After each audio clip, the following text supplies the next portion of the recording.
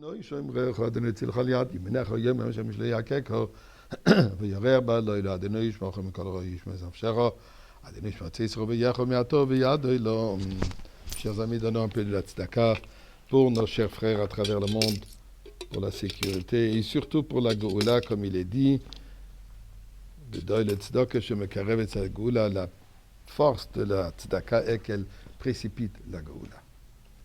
Eh bien, comme j'ai mentionné hier, jusqu'au 12e jour du mois de Sivan, nous sommes toujours dans cet esprit de Shavuot. Bien, regardez une histoire dans la Gemara, une histoire fascinante. Gemara Baba Metzia, page 59, folio B, nous raconte l'histoire suivante. Il y avait une discussion, différence d'opinion entre Rabbi Eliezer et la majorité de Chachamim. À propos d'un certain four, si on peut le rendre pur, si on ne peut pas le rendre pur, je ne vais pas rentrer dans les détails maintenant, mais ça c'était une grande discussion. Rabbi Eliezer était d'une opinion et la majorité des Chachamim ils étaient d'une autre opinion. Dit la Gemara qu'Rabbi Eliezer il a essayé de prouver son point qu'il a raison de toutes sortes de manières. Kol tshuvot sheba olam. Toutes les explications, toutes les preuves qu'il aurait pu trouver, il a essayé. Et les Chachamim se tenaient de leur opinion majoritaire.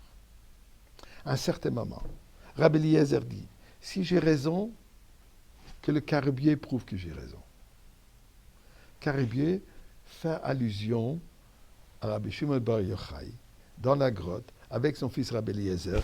Ce n'est pas le même Rabbi Eliezer, ici on parle de Rabbi Eliezer ben Horkenus. Et il dit, comme nous savons qu'au moment, pendant les 13 ans qu'ils vivaient, qui se réfugiaient, qui se cachaient dans cette grotte, ils ont vécu par un carubier qui miraculeusement a surgi près de cette grotte, et aussi un petit fleuve, un ruisseau d'eau qui est apparu. Donc, dit Rabbi Eliezer, le carubier prouve que j'ai raison. Et la Gemara de nous dire que le carubier tout à coup s'est déraciné et a volé ou 100, disons mètres, ou 400. C'est éloigné. Et les Chachamim disent, c'est très impressionnant, mon cher Rabbi Eliezer, mais les carubiers ne peuvent pas te prouver une halakha. Rabbi Eliezer continue. Si j'ai raison, que le petit fleuve, le ruisseau d'eau prouve, Amatamaim, et tout à coup, la direction de l'eau a changé, partie dans l'autre direction. Et ils répondent, très impressionnant, mais ce n'est pas une preuve dans la halakha. Finalement, Rabbi Eliezer dit, si j'ai raison, Kotle Bet HaMedrash, que le mur du Bet HaMedrash montre que j'ai raison. Eh bien, dit la Gemara, tout à coup, le mur a commencé à se pencher, prêt à tomber. Rabbi Yoshua se lève, il crie sur le mur, Gara, il crie sur le mur et il dit, si des Chachamim ont une différence d'opinion dans la halakha, en quoi toi tu te mélanges? Qu'est-ce que toi, mur, tu vas voir là-dedans? Et une Gemara de nous dire, le miracle est arrivé, le mur est resté penché, mais il n'est pas tombé. Par respect pour Rabbi Eliezer, par respect pour Rabbi Yeshua, il est resté penché. Peut-être l'origine Pisa, pas avoir en Italie. Rabbi Eliezer ne lâche pas. Il dit, si j'ai raison qu'une voix céleste, une voix divine, dit qui a raison, eh bien, dit la Gemara. Yotze Baskon, une voix divine sortie d'Amra, il dit, Ma lachem etzel Rabbi Eliezer, shalacha kemoto b'chol makom. Comment vous vous disputez avec Rabbi Eliezer? Vous savez que lui, il a toujours raison. Vous voyez une preuve plus puissante que cela? Amad Rabbi Yeshua al-Raglav, Rabbi Yeshua se lève. Va Amar, il dit, Lo bashamayim hi.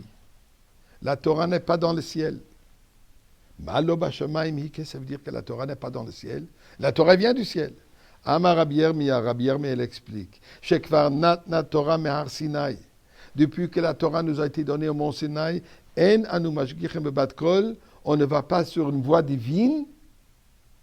Pourquoi? Shekvar katafta bahar Sinai Torah, puisque tu as écrit dans la Torah, achare rabim lahatot, qu'il faut aller d'après la majorité. Et la majorité des Chachamim ne sont pas d'accord avec Rabbi Eliezer. Donc, désolé bat kol, désolé la voix divine, mais dans la Torah, il est dit qu'il faut suivre la majorité. La majorité sont de cette opinion.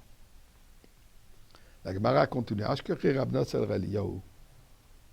Plus tard, Rabbi Nathan a rencontré Eliyahu Hanavi. Il lui dit, Maï avid kutchabriche bahushata. Qu'est-ce que Dieu a fait à ce moment?